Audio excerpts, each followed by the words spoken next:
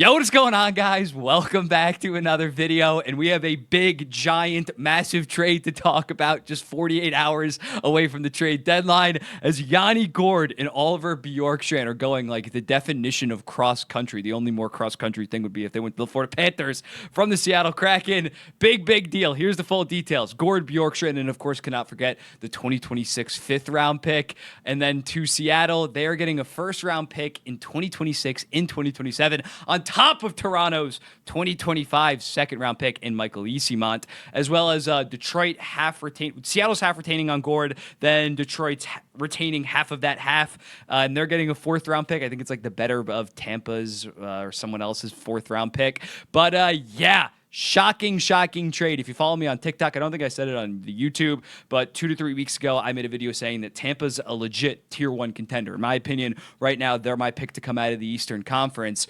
This definitely solidifies that. That video, I assumed that they were going to make one move in terms of bringing in kind of a potential second line right wing or just like a middle six forward. So the fact that now they acquired two very high level middle six forwards, I am definitely bullish on this Tampa Bay team winning the Eastern Conference. Let's look at these two players. Yanni Gourde, still an effective middle sixer. Offensively, doesn't really bring much to the table at this point. Has kind of been on a slide basically ever since he arrived in Seattle. The underlying numbers are still pretty strong, especially defensively. He's really balled out this season. Again, not that big of a sample size. Doesn't really offer anything in terms of goal scoring. But yeah, him and Nick Paul on that third line, it's going to be one of the best defensive third lines in the entire NHL. Nick Paul, I wonder if they're going to keep Nick Paul as the center or Yanni Gourde as the center, but it doesn't matter. You have two really good lockdown defensive kind of players on that third line, and you also pick up Oliver Bjorkstrand, a guy that I think that has been very underrated in recent years because he went from playing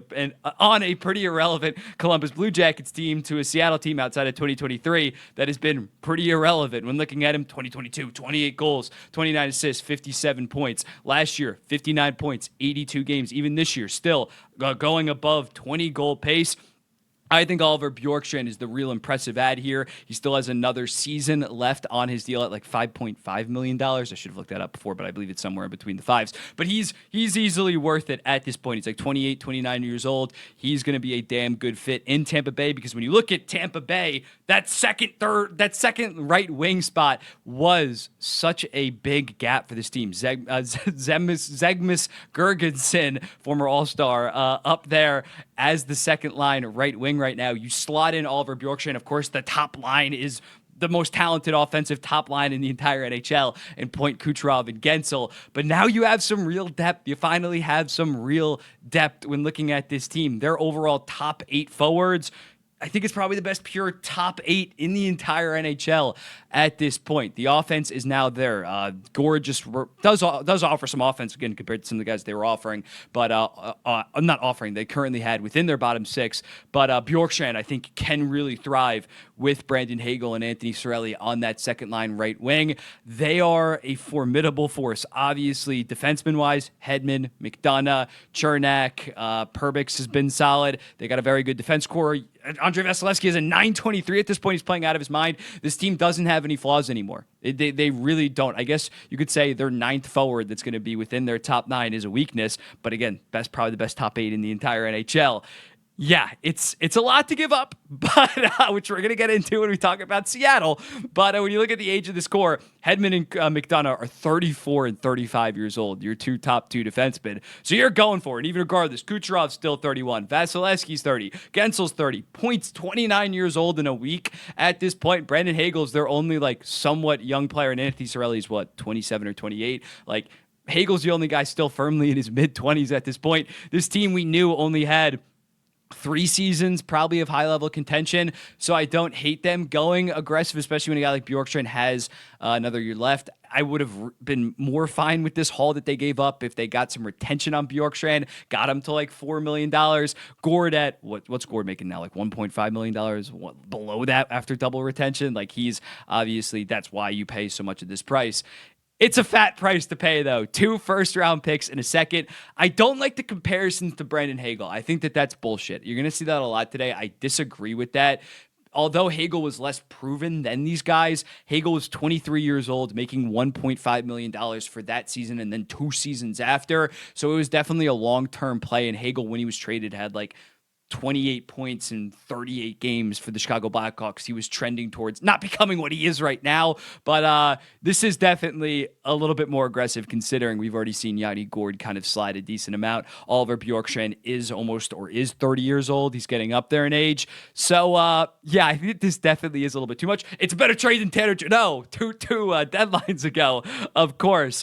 I think I'd give this a B for the Tampa Bay Lightning. Again, they're just fully going for it because they have like nothing. Like the Florida Panthers, I think, can contend for another 5 to 6 years. Tampa, it's very much the next 2 to 3 years, most likely, given all of their guys are like north of 27 at this point, and some of their defense core, the best players are 34 and 35.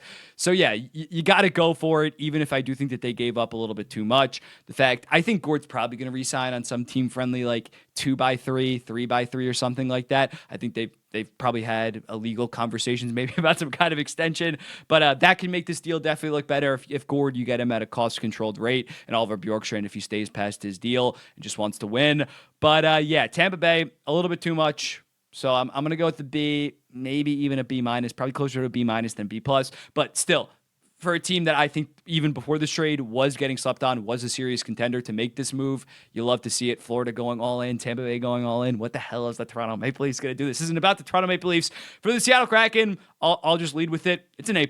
It is an A+ to be able to dump off Yanni Gourde, who you really had no intentions of re-signing, and Oliver Bjorkstrand. Were you going to be too keen, especially if you missed the playoffs the following season, on giving him some kind of extension, some kind of 5x5 that pays him into his mid-30s? I'm not sure you are. So the fact that you didn't have to retain on Bjorkstrand next season as well. You only retain around $2.5 million on Yanni Gourde. It's amazing. 2 first-round picks, granted, again, these are also 2026, 2027. It's not even 2025 where we know it's going to be 22nd to 26, maybe even later if they make the Eastern Conference Finals. These picks could be high because even the Chicago picks that ended up, they were 2023 and 2024. They ended up being like 18th overall and 20th overall. It wouldn't surprise me if in 2027, Tampa Bay isn't that good of a team. So these picks could potentially be 2026. It wouldn't shock me if they're 22nd overall. 2027 wouldn't shock me if it's 17th overall. So that's awesome. On top of that, a 2025 second-round pick from the Toronto Maple Leafs. That's going to be, don't get me wrong, that's going to be 57th overall, most likely, but still, just another second-round pick to add to the treasure chest. It's great, dude. It's great. This is a return that I would have thought, like, Yanni Gourde and Jared McCann, like maybe Jared McCann and Yanni Gourde would have got you. So the fact that McCann has another 2 years, I think after this, at $5 million, is a far better player than Oliver Bjorkstrand. So it's great. I still think Ron Francis's ass should get fired just because, again, like, he went for it this offseason and kind of screwed them because they still have 3 of the worst contracts on their books that all came from Ron Francis, and that led to them going for it this offseason and then not even coming close to the playoffs. But yeah, for Seattle, they're thinking about the future. They're going to stink the rest of the way. This season, they're going to be really bad. They might end up top 4 odds. Are they already top 4? No, I think Pittsburgh and Nashville are worse than them. But no, they're like tied with Pittsburgh. Thinking out loud. But yeah, they're going to stink this season. Probably going to stink next year as well. But if they get a top 5 pick this year, then another top 5 pick next year, they're back on the swing. So yeah, it's good that they're picking a lane. They got to trade Tanev. I wouldn't hate them trading McCann at this point, especially given the seller's market. It is such a seller's market at this point. They'd get 2 first-round picks on Jared McCann at this point, and they keep the flexibility by not retaining on Bjorkstrand. They have retention spots open, I believe, to make these kind of moves. So yeah, for Seattle, they knocked this out of the park, man. And when looking at the impact on this for the rest of the trade deadline, if Lou Lamoriello doesn't trade Brock Nelson and Kyle Palmieri after the deals that we saw, after the Trent Frederick deal, I was like, we got to sell. If Trent Frederick's getting a mid-second round pick, Palmieri might get a first, Nelson might get a first and a second. Seeing these guys, I mean, Brock Nelson isn't having the best season by any means. You'd rather have him at half retained. I guess Gourde's double retained, but still, you'd much rather have him than Yanni Gourde, than Oliver Bjorkstrand, in my opinion. It's up for debate, but Nelson should get the Islanders at least a first and a second if Gourde and Bjorkstrand combined got them 2 first-round picks in a second-round pick. It's a seller's market. Yeah, hopefully for some of the teams that are potentially selling, they realize that it's such a seller's market that you got to move off your guys. because, yeah, right now I'd say the sellers have basically won every single deal at this year's deadline outside of, I mean, the Dallas one was kind of like a win-win in terms of getting a first-round pick for Granlund. But yeah, Seattle knocks it out of the park. A plus, plus, plus, plus, plus, plus, plus. And for Tampa, I'm going to go with the B. Some people might scream about how Florida got a B minus. I think the big difference between that and this deal is this is just picks. Meanwhile, Florida gave up a 23-year-old that is NHL proven that could potentially be an impact guy compared to Tampa Bay trading away a 16-year-old, 15-year-old, 2027 first-round pick. But yeah, crazy shit. Hopefully we get some more trades. For all you know, you might be seeing my ugly face on your YouTube's subscription site. I don't know what the hell I'm saying. Relatively soon because another trade might happen. But till then, I'll be seeing the next one. Go watch the most recent podcast. Peace.